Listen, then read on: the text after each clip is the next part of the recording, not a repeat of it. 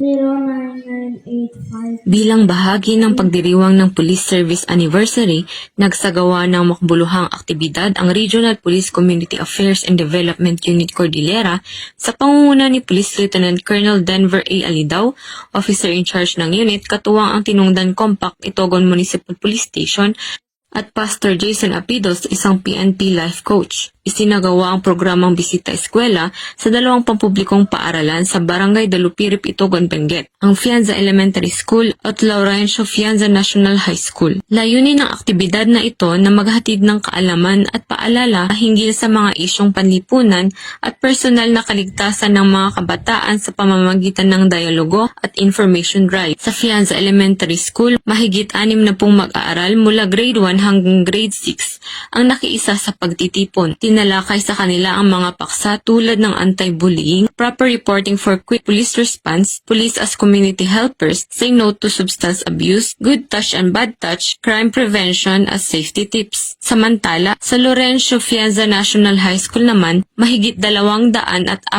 mag-aaral mula grade 7 hanggang grade 12 ang nakilahok. Para sa mga mas nakakatandang mag-aaral, tinalakay ang mas malalalim na paksa tulad ng early teenage pregnancy, anti-bullying, proper reporting for quick police response, anti-illegal drugs campaign, anti-terrorism, career guidance, crime prevention at safety tips. Layunin ng ganitong mga programa na mapalawak ang kaalaman ng mga kabataan sa mga isyong maaring makaapekto sa kanilang kinabukasan. Hinihikayat nito ang mas aktibong pakikilahok ng mga guro at magulang sa pagbibigay gabay sa mga kabataan. Pikadukar ay patuloy na magsasagawa ng mga ganitong aktibidad bilang bahagi ng kanilang advokasya na mapalapit ang kapulisan sa komunidad, natili ang kapayapaan at kayusan sa rehiyon.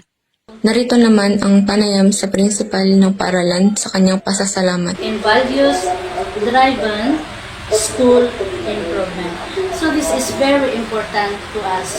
So we are very thankful that you visit our school as our partners in Department of Education.